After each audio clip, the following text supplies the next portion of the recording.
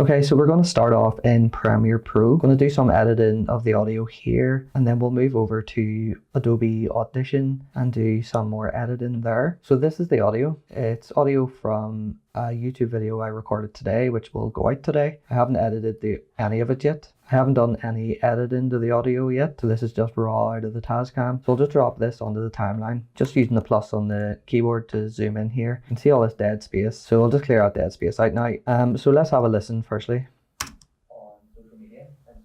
So it's quite low. You can see here it's sort of peaking at about -19. So we'll firstly bump up the gain. So G on the keyboard, I'm going to bump it up by about 10, and we'll see what that sounds like.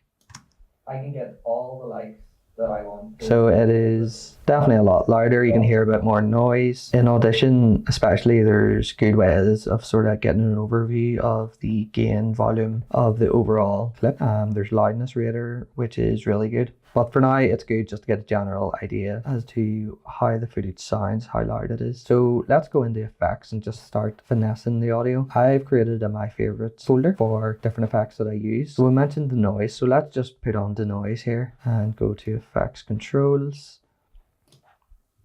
The default is 40%. I'm just going to bring this way down to 10. I'm going to bring this back and play that. So you only want to use as much noise reduction as you need. That's cut a good bit of the noise out, so I won't push that anymore. This power button up the top left, for any effect in Premiere, you can just click it on and off just to hear the before and after. So that's the denoise. Okay, I might try a wee bit of the reverb. So again, same thing, I'm going to bring that down to about 10% firstly. And this can have a big effect on your audio for negative or positive. When I saw all that gear, I thought firstly that then my work would be better. Okay, I'm just going to leave it there. I think that is okay. Sometimes I'll use focal enhancer. I'll just check what it does. I don't think I'll actually use it for this, but so that's with, and that's without.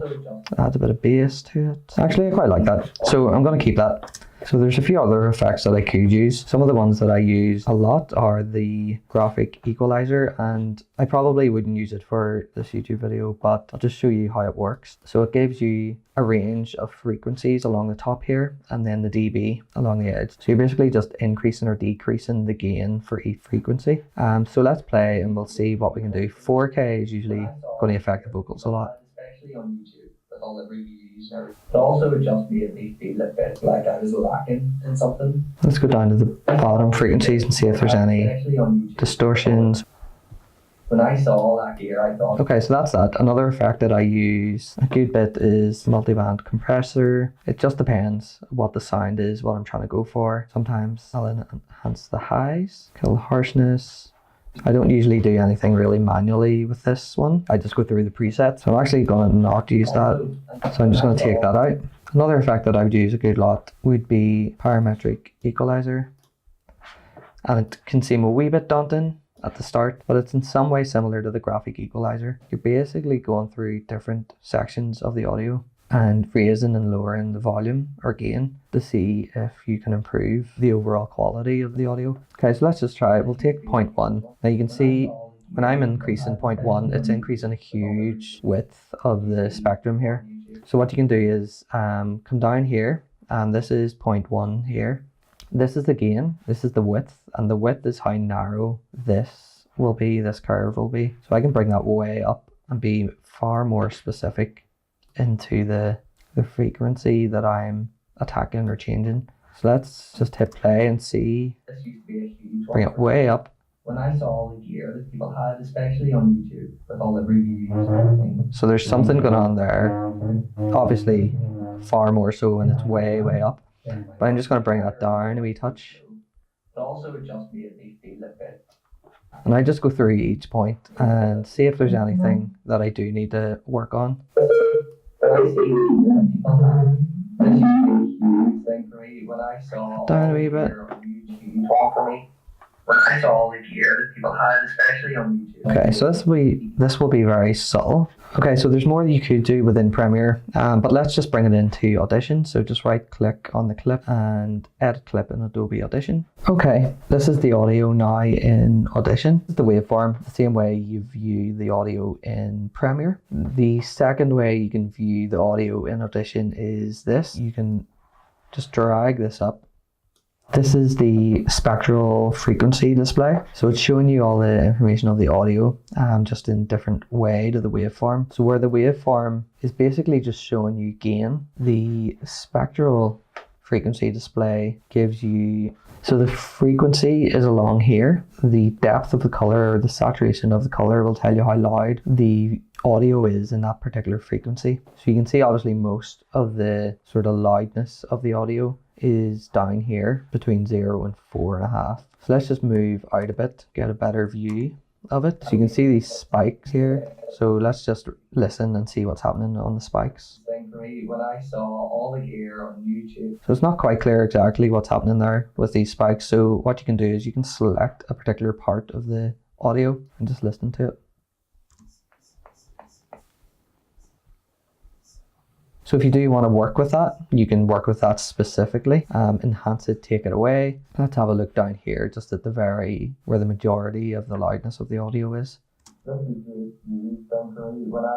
that's quite normal. Let's check the mid. Okay, so that's just an example of the fact that you can select particular parts of your audio. You can be a lot more specific. You can use the different tools up here. This is just the rectangular tool. You can use the spot healing brush tool, which helps to heal particular parts. Okay, so say this part was something you needed to deal with and effectively just get rid of. The healing brush tool, much like in Photoshop, you can just pick a particular area. It'll tidy it up. It'll not necessarily get rid of it all, but it'll get rid of the majority of it. So that's one way to deal with sort of difficult pops or wee bits of audio. So as you can see, it just gives you a better view of your audio. You can be a lot more specific when dealing with troublesome audio. So in terms of adding effects, there's a number of different ways you can add effects to this audio. Let's just go back to the waveform. And up here, you've got your effects. So they're all grouped in different areas. So you've got your amplitude, your diagnostics, filters, noise reduction. The other way is on the effects rack here. You've got a whole rack of spaces for effects. Click on this arrow here. It's similar to the effects list up here, although there are a few ones that you can only access from up here. If you add an effect here, the benefit is that, say we add denoise, and we can choose our denoise, close that, and then we have it here. We can add another effect. Don't know why I would add chorus to this, but add chorus, add another effect. So I have a list of effects here, and I can turn each one off and on very easily. I can keep them there, but not have them affect the audio, and I can take them out. It's a lot easier to deal with, to see what you have. You can also work with your input and output gain here. Once you go to multitrack allows you to use a number of different tracks of audio, mix them together basically. If I had a whole sequence of audio I wanted to use, so say I had vocals and ambience and music, I would want to work with them together to see how they work together. I wouldn't want to do each one individually. So again, in terms of actually adding effects on the multi-track, for each track you've got a mini effects rack. Same thing, you can just add here. The multi-track is usually where I'm doing my audio. When you're done with your audio, all you need to do is hit save. And once that's saved, that will be updated automatically in Premiere. Okay, so that's us. We were just looking at editing audio in Premiere and Audition. If you like any more in-depth tutorials on that, just let me know. So thanks for watching. Please like and subscribe, and I'll see you tomorrow.